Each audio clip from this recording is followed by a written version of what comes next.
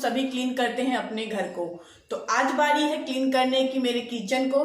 तो आज के वीडियो में आप लोग को देखने के लिए मिलेगा कि किचन को मैं कैसे साफ करती हूँ, हाइजीनिक रखती हूँ और क्या प्रोसेस फॉलो करती हूँ।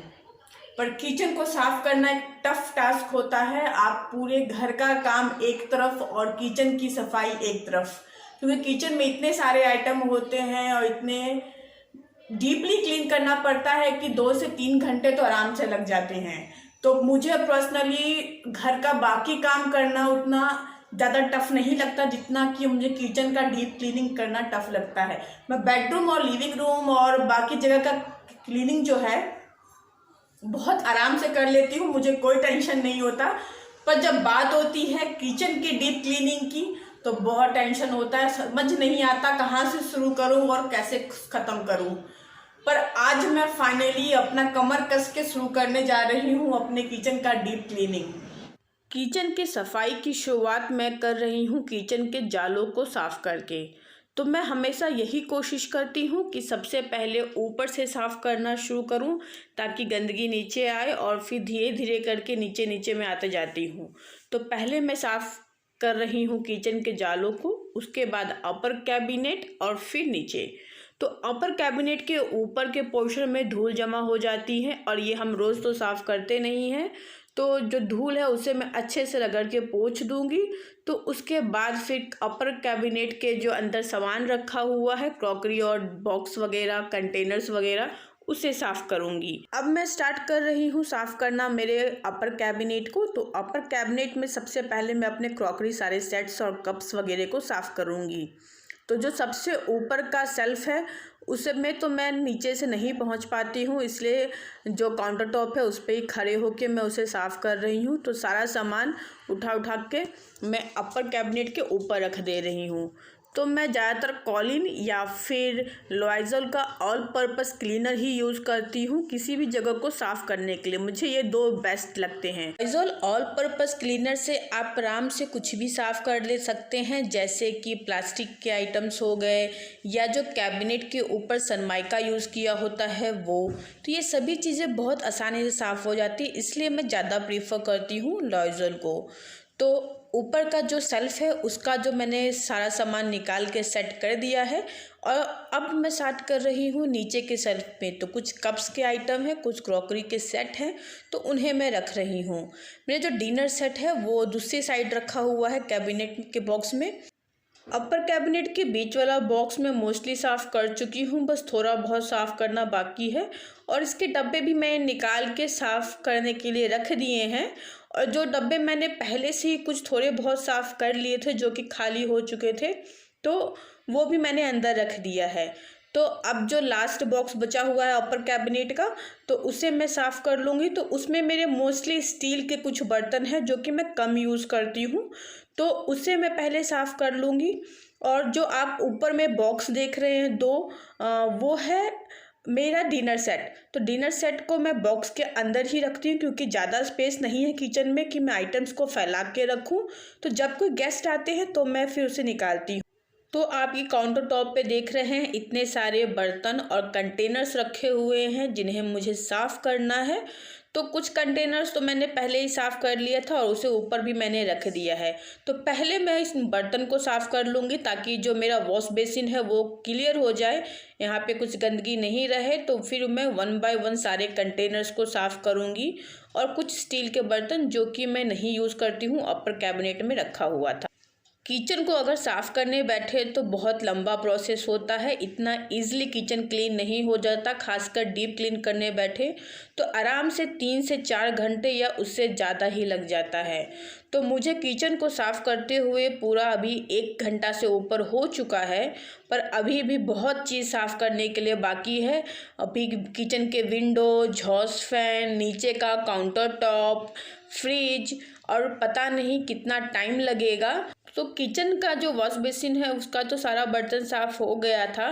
तो अब बारी है सारे कंटेनर्स को साफ़ करने की। तो मैं 1 बाय 1 करके सारे कंटेनर्स को साफ़ कर रही हूँ और उसके बाद उन्हें पोंछ के फिर कैबिनेट में रख दूँगी। तो किचन अगर एक बार साफ़ हो जाता है ना तो ऐसा लगता है कि घर का 50% काम हो गया है। सारे कंटेनर्स को मैं साफ़ कर चुकी हूँ और उन्हें पोंछ के वापस से मैं कैबिनेट में रख चुकी हूँ। तो अब बारी है काउंटर टॉप को साफ़ करने की। तो काउंटर टॉप को साफ़ करने से पहले जो मेरे मसाले के छोटे छोटे यहाँ पे सेरेमिक के जार्स रखे हुए हैं उनको मैं वापस से पूरा फिल कर दूँगी, क्योंकि थोड़े थोड़े मसाले पैकेट्स में करके रखे हुए हैं तो और जो थोड़े बहुत खाली कंटेनर्स है वो भी फिल हो जाएंगे। तो अब मैं अपना पूरा काउंटर टॉप क्लीन करूँगी, तो इसलिए मैं सारे जो भी यहाँ पे आइटम्स रखे हुए थे, टी के सेट और मसाले के सेट, उसे साइड कर चुकी हूँ। तो काउंटर टॉप को क्लीन करूँगी और उसके साथ ही जो काउंटर टॉप के आसपास टाइल्स है उसे भी क्लीन करूँगी। टाइल्स को क्लीन करने के लिए मैं एज यूजुअल लाइजॉल का ऑल पर्पस क्लीनर ही यूज़ करती हूँ। जैसा कि मैंने पहले भी कहा है, बहुत अच्छा काम करता है, कभी आप ट्राई करके देखिएगा। इससे आपका स्विच बोर्ड भी साफ़ हो जाएगा। अगर ज़्यादा गंदा स्विच बोर्ड नहीं है, मेरा तो ज़्यादा गंदा स्विच बोर्ड नहीं है, ज़्यादा गंदा स्विच बोर्ड है उसके लिए फिर मैंने आप लोग को अलग से बहुत सारे उपाय बताए हैं कि आप कैसे साफ़ कर सकते हैं अगर आपका स्विच बोर्ड ज़्यादा गंदा है। तो अब बारी है जो मेरा कप का स्टैंड था उसे साफ़ करने की। तो मैं उसे साफ़ करके ला चुकी हूँ, सारे कप्स को मैंने साफ़ कर लिया है और उसे मैं फिर पोंछ के वापस से कप स्टैंड में हैंग कर रही हूँ। तो अब बारी है साफ़ करने की मिक्सी को।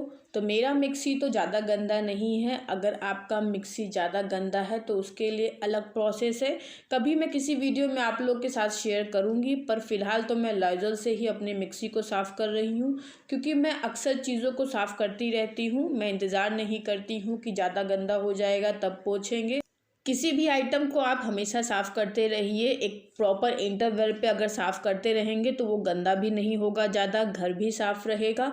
और जब आपका कभी कोई भी डीप क्लीनिंग का बारी आएगा तो ज़्यादा मेहनत नहीं लगती है, सिर्फ हल्का हल्का साफ़ करना रहता है।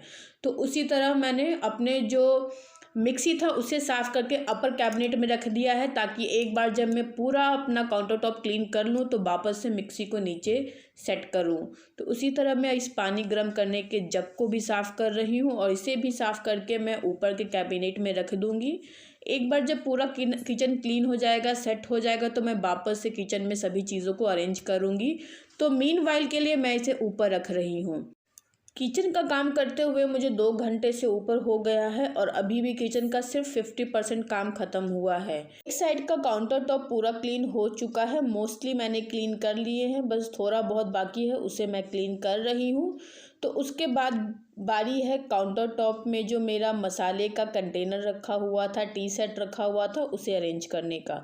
तो वो जिस बास्केट में रखा हुआ था उसे भी मैंने क्लीन कर लिया है। तो अब मैं सारे जो मसाले के सेरेमिक के कंटेनर्स है उसे पोंछ के इन बास्केट्स में अरेंज कर दूंगी। अब बारी है गैस स्टोव को साफ़ करने की। तो गैस को साफ़ करने के लिए जो बर्तन धोने का जूना होता है उसी से मैं रगड़ के साफ़ कर रही हूँ। तो जो ब्लैक कलर का जूना होता है वो मुझे ज़्यादा सही लगता है किसी भी चीज़ को साफ़ करने के लिए, चाहे वो बर्तन हो या फिर आपका गैस हो, वो बहुत ही अच्छा साफ़ कर देता है।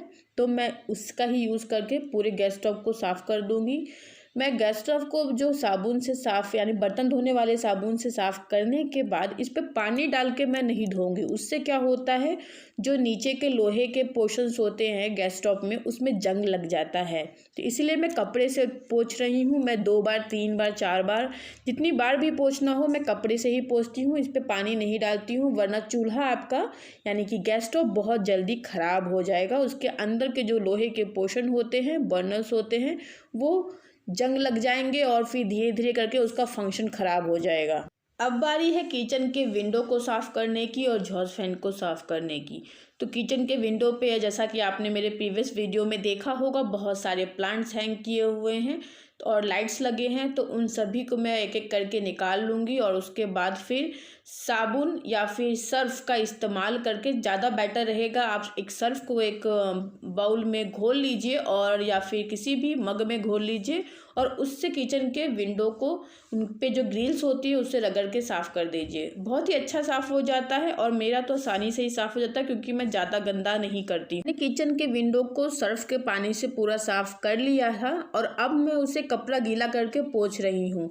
मैं पानी डाल के नहीं धो सकती हूँ क्योंकि प्रॉपर स्पेस नहीं है पानी को जाने के लिए। अगर मैं पानी डालूँगी तो पानी नीचे आ जाएगा नीचे के कैबिनेट में, और नीचे के कैबिनेट से अंदर चला जाता है तो पूरा कैबिनेट गीला हो जाता है, उसमें जो चीज़ें रखी हैं वो ख़राब हो जाती हैं। तो मैं 2 से 3 से 4 बार कोशिश यही कर रही हूँ कि कपड़े से पोंछती जाऊँ ताकि जो भी साबुन का चिपचिपापन है वो निकल जाए। तो मैंने पूरा यहाँ पे पोंछ लिया है और अब मैं उसे कॉलिन से साफ़ कर रही हूँ ताकि जो विंडो का ग्लास है वो पूरा साफ़ हो जाए, उस पर पानी के दाग नहीं रहें। किचन के विंडो को साफ़ कर लेने के बाद अब बारी है किचन के एग्जॉस्ट फैन को साफ़ करने की। तो पहले मैंने उसे कपड़े से पोंछ लिया, उसके बाद मैं उसे क्लीन कर रही हूँ लाइजॉल और पर्पस क्लीनर से। तो इससे बहुत अच्छा साफ़ हो जाता है, जो भी उस पर तेल का चिपचिपापन होता है, जमी हुई गंदगी होती है वो निकल जाता है। मैंने अपने बाथरूम का भी एग्जॉस्ट फैन इसी से साफ़ किया था और आप लोग को दिखाया था, बहुत अच्छा साफ़ हो गया है। तो बहुत ही अच्छा क्लीन हो जाता है। और अगर आपको कुछ ऐसा टेक्निक जानना है कि कैसे हम इसे बहुत अच्छे से क्लीन कर सकें अगर बहुत ज़्यादा गंदा हो तो उसके लिए भी मैं आपके लिए एक पर्टिकुलर वीडियो शेयर करूंगी जिसमें आप लोगों को मैं बताऊंगी कि कैसे आप अपने किचन के एग्जॉस्ट फैन को साफ़ करें अगर बहुत ही ज़्यादा गंदा है तो। किचन के एग्जॉस्ट फैन और विंडो को साफ़ कर लेने के बाद अब बारी है साफ़ करने की काउंटर टॉप के नीचे के कैबिनेट को। तो मैं ड्रॉल से सारे बर्तन को निकाल के और फिर मैं ड्रॉल को पोंछ रही हूँ और उसके बाद फिर वापस से सारे बर्तन को मैं 1 बाय 1 अरेंज करूँगी। मैक्सिमम बर्तन मेरे तो धुल के रखे हुए हैं बास्केट में, तो इसीलिए यहाँ पे कम बर्तन दिख रहे हैं। कैबिनेट के इस वाले बॉक्स में मैं रखती हूँ अपने सारे बड़े बड़े कंटेनर्स, जैसे कि चावल के कंटेनर हो गए, दाल के कंटेनर हो गए, आटे के कंटेनर हो गए। तो उन सभी को यहाँ पे एक इस तरीके के राउंड शेप का स्टैंड दिया हुआ है, उसमें मैं रखती हूँ। तो अभी मैं इन सभी को निकाल के पोंछूंगी, क्योंकि कंटेनर्स को खाली करके तो मैं साफ़ नहीं करूँगी, क्योंकि जब ये कंटेनर खाली होते हैं उसी टाइम पे मैं इन्हें साफ़ कर लेती हूँ ताकि फिर मुझे कभी खाली करके इन्हें साफ़ नहीं करना पड़े। तो इन कंटेनर्स को मैं पोंछ के वापस से स्टैंड में रखूँगी और फिर इसके बाद जाके मेरे किचन का जो काम है वो ख़त्म हो जाएगा, क्योंकि नीचे के कैबिनेट्स मोस्टली साफ़ हो चुके हैं, सिर्फ यही वाला बॉक्स बाकी है। तो इसी तरह करके मेरे को करीब 4 घंटे हो चुके हैं किचन को साफ़ करते हुए, और अभी किचन को पूरा अरेंज करना तो बाकी ही है, मैंने सिर्फ साफ़ किया है। तो शायद मैं अरेंज तो आज नहीं कर पाऊँगी, अब मैं कल ही करूँगी अरेंज। आज सिर्फ मैंने प्रॉपर क्लीनिंग कर ली है, किचन को अरेंज करूँगी और कोशिश करूँगी आप लोग के साथ किचन का मेकओवर वीडियो शेयर करने का। मैं सोच रही हूँ अपने किचन का थोड़ा मेकओवर करने का, क्योंकि बहुत दिन से मैंने किचन का कुछ भी चेंजेस नहीं किया। किचन को साफ़ करने के बाद इतना सारा वेस्ट बॉक्स, कंटेनर, पानी के बॉटल्स निकले हैं, तो मैं अक्सर किचन को क्लीन करते रहती हूँ, उसके बाद भी इतने सारे वेस्ट आइटम निकले हैं। तो किचन साफ़ हो चुका है, डाउन कैबिनेट साफ़ हो चुका है, और अब बारी है डाउन कैबिनेट के बाहर का पूरा जो सनमाइका होता है उसे पोंछने का। तो अगर आपको हल्का सा दिख रहा होगा, मेरे किचन के स्लैब पे यानी कि काउंटर टॉप पे बहुत सारे बर्तन रखे हैं, उन सभी को अरेंज करना बाकी है, तो वो आज तो बिल्कुल ही नहीं हो पाएगा। देखती हूँ मैं कल कोशिश करती हूँ अरेंज करने की। किचन को साफ़ करते करते मुझे करीब शाम के 6 बज गए थे, तो उसके बाद मैंने किचन के बर्तन वगैरह को अरेंज नहीं किया। मैंने नेक्स्ट डे मॉर्निंग उठने के बाद किचन के सभी बर्तन को ड्रॉल्स में रखा।